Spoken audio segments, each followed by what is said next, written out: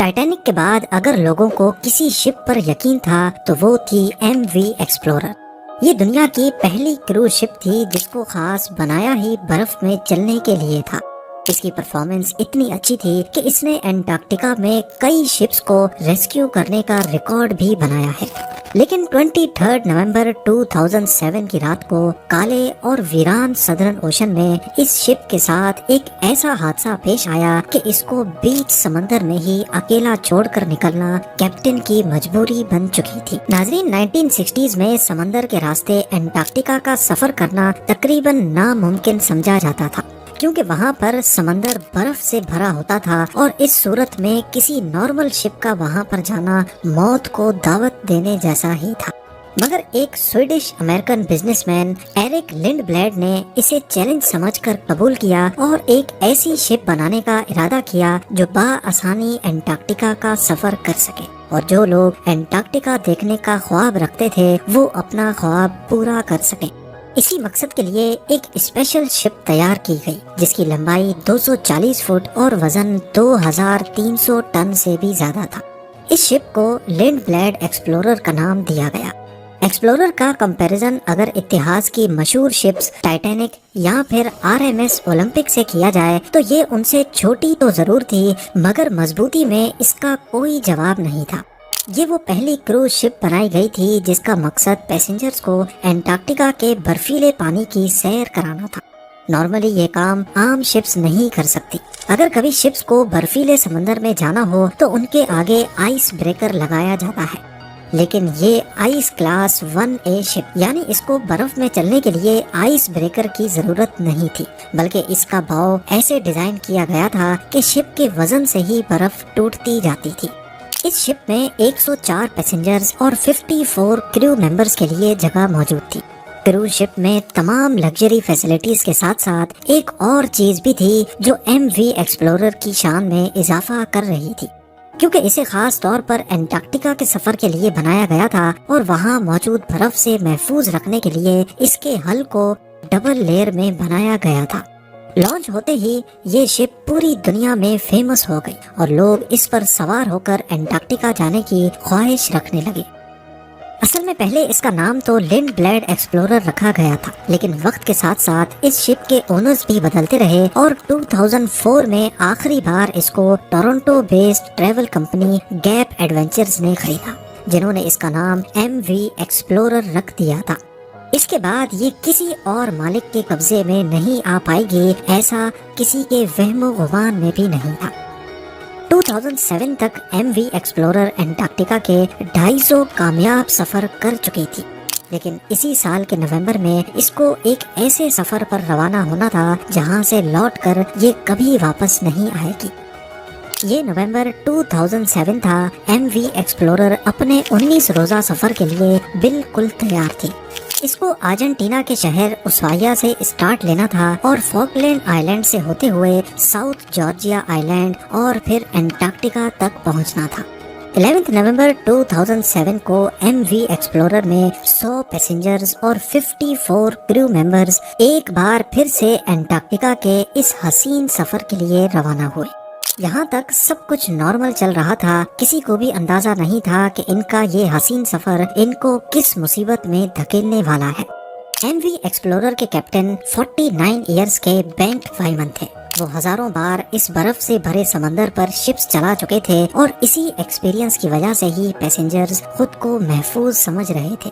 پر Antarctica کے شپ captains چاہے کتنے بھی ایکسپیرینسڈ کیوں نہ ہو، وہاں کی بدلتی کنڈیشنز کی وجہ سے ہر بار مختلف مسائل کا سامنا کرنا پڑتا ہے اور ہر بار ایک نیا چیلنج ان کے لیے تیار ہوتا ہے۔ اس سفر کی شروعات میں کیپٹن بینٹ وائمن نے ایک حیران کن فیصلہ کیا۔ وہ اپنے پلان روٹ سے ہٹ کر شپ کو ایک نئے روٹ پر سے لے کر جانا چاہتے تھے، کیونکہ کیپٹن کا ماننا تھا کہ ایسا کرنے سے شاید وہ زیادہ برف والے علاقوں سے بچ کر اپنی منزل تک پہنچ سکیں گے۔ شروعات کے 10 دن بالکل معمول کے مطابق چل رہے تھے، لیکن 22 نومبر کی شام کو سورج غروب ہو رہا تھا اور پیسنجرز اپنے اپنے کیبنز میں جانے کی تیاری کر رہے تھے۔ اسی دوران MV ایکسپلورر ایک ایسے علاقے میں انٹر ہوئی جہاں پر کافی زیادہ برف موجود تھی۔ کیپٹن نے اناؤنسمنٹ کی کہ ہم برف والے علاقے سے گزر رہے ہیں، اسی لیے برف کے بار بار ٹکرانے کی وجہ سے شور پیدا ہوگا اور یہ رات آپ سب کو برداشت کرنی پڑے گی۔ اندھیرے کی وجہ سے کیپٹن نے شپ کی رفتار کو کم کر کے صرف 5 ناٹس پر سیٹ کر دیا تھا، یعنی قریب 10 کلومیٹرز پر آور۔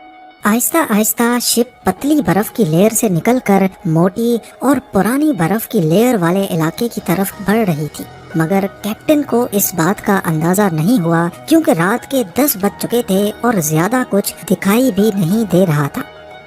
آدھی رات کے وقت اچانک شپ ایک زوردار آواز کے ساتھ رک گئی۔ پہلے تو کسی کو کچھ سمجھ نہیں آیا، لیکن پھر معلوم پڑا کہ شپ ایک سخت برف کے تودے سے ٹکرا کر رک گئی ہے۔ کیونکہ کیپٹن نے پہلے ہی اناؤنسمنٹ کر رکھی تھی، اسی وجہ سے کافی پیسنجرز نے اس آواز پر دھیان نہیں دیا اور وہ سوتے ہی رہے۔ کچھ دیر بعد کیپٹن شپ کو دوبارہ سے چلانے میں کامیاب ہو گئے۔ ایم وی ایکسپلورر اب دوبارہ سے برف کو کاٹتی ہوئی برفیلے سمندر میں آگے بڑھ رہی تھی، مگر کیپٹن سمیت شپ میں سوار پیسنجرز یہ نہیں جانتے تھے کہ شپ کے حل میں ایک سوراخ ہو چکا ہے اور پانی اب دھیرے دھیرے شپ کے نچلے حصے میں جمع ہونا شروع ہو چکا ہے۔ سوئے ہوئے پیسنجرز کی آنکھ تب کھلی جب ان کے کیبنز میں پانی بھرنا شروع ہو چکا تھا۔ کیونکہ پیسنجر کیبن جہاز کے نچلے والے حصے میں تھے، اسی لیے پانی سب سے پہلے وہیں پہنچا تھا۔ یہ دیکھتے ہوئے پیسنجرز میں اچانک ایک خوف کی لہر دوڑ گئی۔ ہر کوئی اپنی جان بچانے کے لیے ادھر ادھر بھاگنے لگا۔ پانی اب ہر ممکنہ جگہ سے شپ میں داخل ہو رہا تھا، چاہے لائٹ سوئچ ہو، ڈک وینٹ یا پھر دروازے کی دراریں۔ جب تک کیپٹن کو اس بات کا علم ہوا تو کئی کیبنز پانی سے بھر چکے تھے۔ پہلے تو ان کو لگا کہ شاید چھوٹا ڈیمیج ہوا ہے جس پر قابو پایا جا سکتا ہے، لیکن جب پانی کا پریشر بڑھتا ہی جا رہا تھا تو کیپٹن بھی سمجھ گیا کہ بات اب قابو سے باہر نکل چکی ہے۔ کیپٹن نے فوری طور پر شپ کو خالی کرنے کا آرڈر دیا اور تمام لائف بوٹس کو ڈپلوائے کرنے کا فیصلہ کیا۔ اسی دوران شپ برفیلے علاقے سے تو نکل چکی تھی، مگر پانی جمع ہونے کی وجہ سے وہ ایک طرف جھک گئی تھی۔ کرو ممبرز جلدی سے شپ کو خالی کرنے اور انسانی جانوں کو بچانے میں مصروف تھے۔ شپ اپنی منزل سے 46 کلومیٹر دور تھی اور منزل پر ڈیمیج شپ کے ساتھ پہنچنا ناممکن تھا۔ دوسری طرف مسئلہ یہ بھی تھا کہ انٹارکٹیکا کا یہ سمندر برف ہونے کی وجہ سے بہت زیادہ ٹھنڈا تھا اور یہاں کی ٹھنڈی ہوا کی وجہ سے لائف بوٹس پر زیادہ دیر رہنا بھی ممکن نہیں تھا۔ اسی لیے کیپٹن نے ایکسپلورر کے قریب موجود دوسری شپس کو SOS کے سگنلز بھیجنا شروع کر دیے۔ یہ سگنلز نیشنل جیوگرافک اینڈیور اور نارج نامی شپس کو بھیجے گئے تھے، مگر یہ شپس بھی کافی دور تھیں اور ان کا فوراً یہاں تک پہنچنا ممکن نہیں تھا۔ آہستہ آہستہ پانی ایم وی ایکسپلورر کے سیپریٹر روم میں جمع ہونا شروع ہو گیا۔ یہ وہ روم ہوتا ہے جہاں شپس کی تمام مشینری موجود ہوتی ہے، یعنی اسی روم سے ہی پوری شپ کو پاور دی جاتی ہے۔ اس روم میں پانی بھرنے کی وجہ سے اب ایم وی ایکسپلورر کی تمام الیکٹریسٹی بند ہو گئی۔ انٹارکٹیکا کے برفیلے سمندر کے بیچوں بیچ اب ایم وی ایکسپلورر بالکل اندھیرے میں تنہا کھڑی تھی۔ اس کے انجنز بند ہو چکے تھے اور اب شپ صرف سمندری لہروں کے رحم و کرم پر تھی۔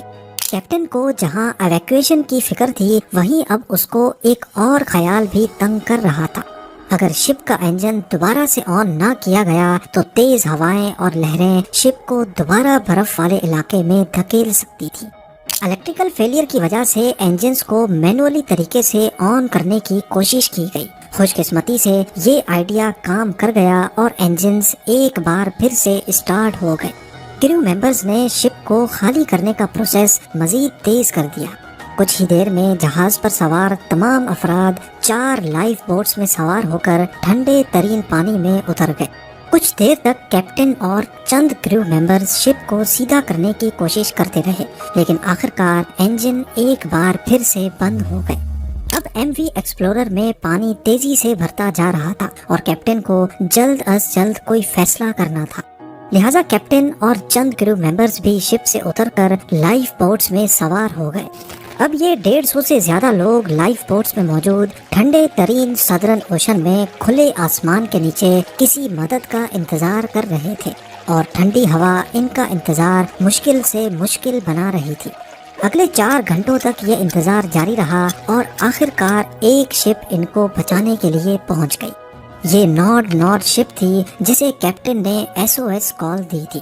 تمام لوگوں کو تو کامیابی سے بچا لیا گیا، لیکن MV ایکسپلورر کے نصیب میں ڈوبنا ہی لکھا تھا۔